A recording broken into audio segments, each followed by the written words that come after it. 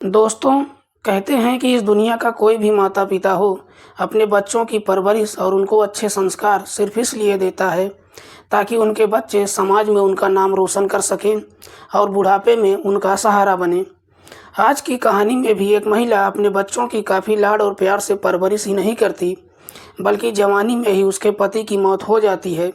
उसके बाद वो महिला अपने बच्चों की बड़ी मुश्किल से परवरिश करती है, लेकिन जैसे ही उसके बच्चे जवानी की दहलीज पर कदम रखते हैं तो एक ऐसे रास्ते पर चल पड़ते हैं जिसकी वजह से एक दिन उस महिला का पूरा परिवार ही एकदम से तबाह और बर्बाद हो जाता है। दोस्तों, वाकई में आज की कहानी आपको सोचने और समझने पर मजबूर कर देगी। आज की कहानी सुनने के बाद आपके रोंगटे खड़े हो जाएंगे। नमस्कार, प्रणाम। मैं आपका भाई, आपका दोस्त अभय, और आप देख रहे हैं द कीप क्राइम। दोस्तों, आज की जो सच्ची कहानी मैं आपको सुनाने वाला हूँ, ये सच्ची कहानी है पंजाब प्रदेश की।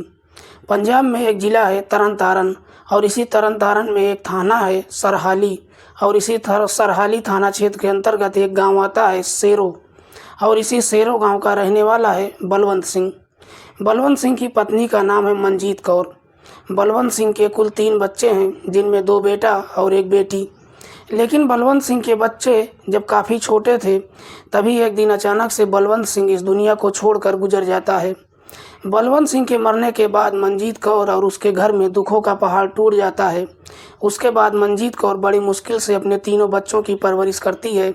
अपने बच्चों के सहारे ही वो आगे की ज़िंदगी जीने लगती है। मंजीत कौर को लगता था कि जब उसके बच्चे बड़े हो जाएंगे तो उसके बुढ़ापे का सहारा बनेंगे, लेकिन मंजीत कौर के तीनों बच्चे जैसे ही जवानी की दहलीज पर कदम रखते हैं तो मंजीत कौर के दोनों बेटे नशे के रास्ते पर चलने लगते हैं।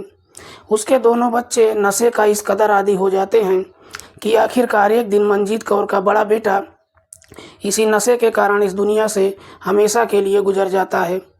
मंजीत कौर के बड़े बेटे की जब मौत हो जाती है तो उसके बाद से मंजीत कौर अपने छोटे बेटे को लेकर काफ़ी परेशान रहने लगती है। उसके दूसरे बेटे का नाम है मिर्नैल सिंह और बेटी का नाम है पूजा कौर। लेकिन मिर्नैल सिंह भी नशे का इस कदर आदी हो जाता है कि मंजीत कौर हमेशा परेशान रहने लगती है, और मंजीत कौर को लगता है कि अगर अपने बेटे की शादी कर दूं तो हो सकता है कि मिर्नैल सही रास्ते पर आ जाएगा। यही सोचकर मंजीत कौर अपने बेटे मिर्नैल की शादी एक लड़की जिसका नाम सपना कौर है उससे कर देती है। मिर्नैल जब सपना से शादी करता है तो सारा नशा छोड़ देता है और अपनी पत्नी सपना के साथ काफ़ी खुशहाल तरीके से रहने लगता है। लेकिन जैसे ही शादी के लगभग 4 या 5 महीने का समय गुजरता है तो मिर्नैल का अपनी पत्नी सपना से मन भर जाता है, और एक बार फिर से मिर्नैल वापस नशे की दुनिया में चला जाता है। लेकिन मिर्नैल जब दोबारा नशा करने लगता है तो पहले से काफ़ी ज़्यादा नशा करने लगता है। नशा करके मिर्नैल जब भी अपने घर पर आता था तो अपनी पत्नी और अपनी माँ से पैसों की मांग करने लगता था, और जब उसको पैसा नहीं मिलता तो घर का सामान भी बेच देता था और इधर उधर से कैसे भी करके पैसा इकट्ठा करता और काफ़ी मात्रा में शराब पीने लगता। जैसे जैसे समय आगे गुजरता है तो मिर्नैल और सपना के भी 2 बच्चे हो जाते हैं। मिर्नैल के 2 बच्चे भी इस दुनिया में आ जाते हैं और उसके घर का खर्चा भी बढ़ जाता है, लेकिन इसके बावजूद भी मिर्नैल की आदतों में कोई सुधार नहीं आता है। एक दिन उसकी पत्नी सपना इस कदर से गुस्से में आ जाती है कि अपने दोनों बच्चों को लेकर मायके चली जाती है। सपना जब घर छोड़कर मायके जाने लगती है तो मंजीत कौर उसको काफ़ी समझाने का प्रयास करती है, लेकिन सपना मंजीत कौर को जवाब देती है कि तुम्हारा बेटा इंसान तो है ही नहीं, उसे अपनी ज़िंदगी की कोई फिक्र तो है ही नहीं, लेकिन वो मेरे बच्चों का भी भविष्य खराब कर देगा। उसके इस दुनिया में रहने या ना रहने से मुझे कोई फ़र्क नहीं पड़ेगा, वो जिंदा है भी तो मेरे लिए मरा हुआ ही है। इधर मिर्नैल की पत्नी सपना जैसे ही अपने मायके चली जाती है तो एक दिन 5 सितंबर को मिर्नैल भी अचानक से कहीं गायब हो जाता है। उसके दोस्तों को जब मिर्नैल कहीं नज़र नहीं आता तो आखिरकार उसके गांव के ही कुछ दोस्त मंजीत कौर के पास जाते हैं और मिर्नैल के बारे में पूछताछ करते हैं। तो मंजीत कौर कहती है कि मुझे खुद नहीं मालूम है कि मिर्नैल कहाँ चला गया है। गांव वालों को लगता है कि शायद मिर्नैल नशे की वजह से ही गांव को छोड़कर चला गया है।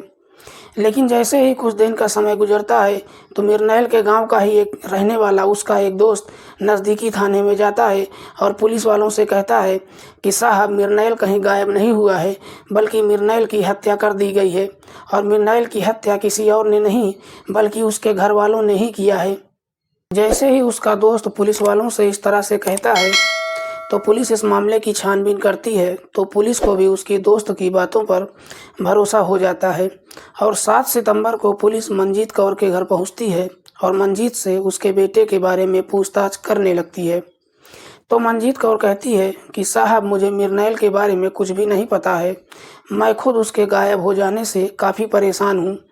लेकिन पुलिस को मंजीत कौर के हाव भाव से उस पर शक हो जाता है और पुलिस मंजीत कौर को अपनी हिरासत में लेकर थाने आती है और फिर मंजीत कौर से मिर्नेल के बारे में सख्ती से पूछताछ करती है। पुलिस जैसे ही अपनी शक्ति दिखाना शुरू करती है तो आखिरकार मंजीत कौर अपनी सारी सच्चाई कबूल कर लेती है। मंजीत कौर पुलिस को बताती है कि साहब, मैंने मेरे बेटे की हत्या कर दी है और उसकी लाश को अपने ही घर के आंगन में दफन कर दिया है। मंजीत कौर जैसे ही इस तरह की सच्चाई बताती है तो पुलिस मंजीत से इस हत्याकांड की पूरी सच्चाई की बात पूछती है। लेकिन मंजीत कौर जब अपने बेटे की हत्या की पूरी कहानी बताती है तो वाकई में इसे सुनने और समझने के बाद हर कोई ये सोचने और समझने पर मजबूर हो जाता है कि जो कुछ भी मंजीत कौर ने किया है वो सही किया है या फिर गलत किया है।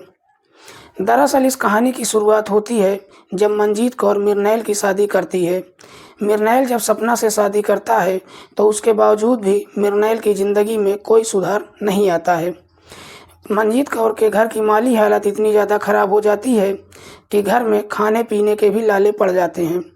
इसीलिए मंजीत कौर अपने घर में एक किराएदार को रख लेती है जिसका नाम है रविंदर सिंह। लेकिन मंजीत जब रविंदर को किराए पर रखती है तो इस बात का मिर्नेल काफ़ी विरोध करता है और कहता है कि हमारे घर में कोई भी किराएदार नहीं रहेगा। लेकिन इसके बावजूद मंजीत कौर अपने बेटे की बात नहीं मानती है और रविंदर को अपने घर में किराएदार रख लेती है। मंजीत कौर किराएदार से सिर्फ इसलिए रखती है क्योंकि रविंदर की वजह से ही हर महीने उसको कुछ पैसा मिलेगा जिससे उसके घर का खर्च चलने लगेगा। इधर मिर्नेल के जीवन में तो कोई बदलाव नहीं आता है। मंजीत अपनी बेटी पूजा कौर की भी शादी कर देती है। पूजा के पति का नाम है विनोद सिंह। पूजा शादी करके अपनी ससुराल चली जाती है। इधर मंजीत कौर की बहू भी जब अपने मायके चली जाती है तो उसके बाद से मंजीत कौर मिर्नेल के साथ अपने घर में अकेले रहने लगती है। पत्नी के मायके जाने की वजह से मिर्नेल सिंह काफ़ी ज़्यादा गुस्से में रहने लगता है और अपनी माँ से अक्सर लड़ाई झगड़ा करने लगता है।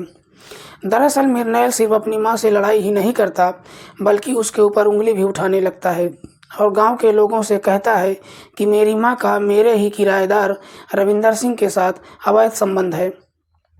गांव के लोगों से जब इस तरह का इल्ज़ाम अपनी माँ के ऊपर लगाता है तो ये सुनकर मंजीत कौर काफ़ी ज़्यादा गुस्से में आ जाती है और अपने बेटे को समझाते हुए कहती है कि मैंने तुम लोगों की वजह से अपनी पूरी जवानी बर्बाद कर दी है और तुम 60 साल की उम्र में गांव वालों के सामने मुझे इस तरह से बदनाम कर रहे हो।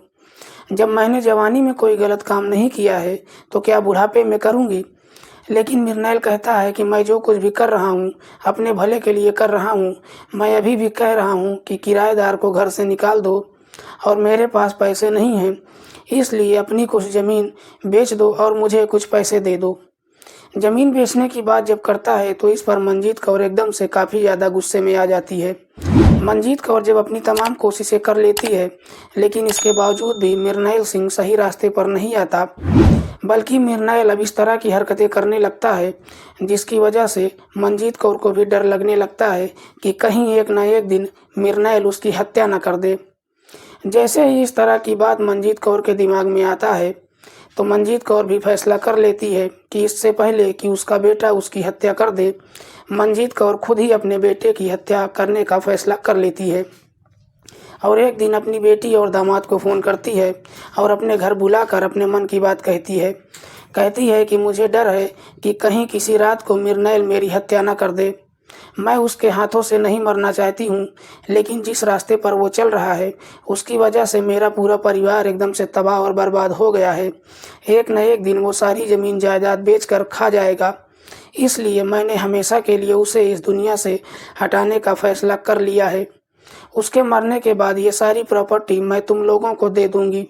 अगर तुम लोग मेरा साथ देना चाहते हो तो दे सकते हो।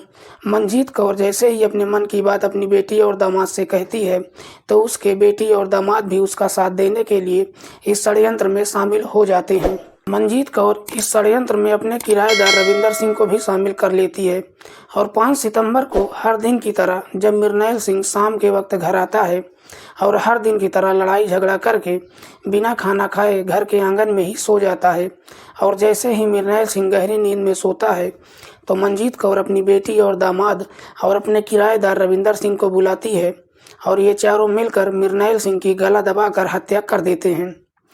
हत्या करने के बाद मिर्नेल की लाश को अपने ही घर के आंगन में एक गड्ढा खोदकर मिट्टी डालकर दफन कर देते हैं। दोस्तों, मंजीत कौर जब पुलिस वालों को ये पूरी कहानी बताती है तो हर कोई हैरान रह जाता है। पुलिस जब मंजीत कौर के घर जाती है तो उसके आंगन की खुदाई करके आखिरकार उस गड्ढे में से मिर्नेल की लाश को बरामद कर लेती है। लेकिन जब इसकी असलियत लोगों को पता चलता है तो किसी को भी यकीन नहीं होता है कि मंजीत कौर ने ही अपने बेटे की हत्या कर दिया है और उसकी लाश को अपने ही घर के आंगन में दफन भी कर दिया है। पुलिस मिर्नेल की पत्नी सपना की तहरीर पर मंजीत कौर की बेटी, दामाद और किराएदार रविंदर सिंह को भी अपनी हिरासत में लेती है और सबको गंभीर धाराओं में मुकदमा दर्ज करके जेल भेज देती है। दोस्तों, इस पूरी कहानी के बारे में आपकी क्या राय है? मंजीत कौर ने सही किया है कि गलत किया है? कमेंट करके अपनी राय हमें ज़रूर बताइएगा। दोस्तों, आज की कहानी सुनाने का उद्देश्य किसी को परेशान करना नहीं है, किसी की भावनाओं को आहत करना नहीं है। हमारा उद्देश्य समाज में हो रहे अपराध के प्रति आपको जागरूक करना है ताकि हमारा समाज अपराध मुक्त होकर एक नवीन समाज बने। मिलते हैं किसी और सच्ची कहानी के साथ, तब तक के लिए नमस्कार, जय हिंद।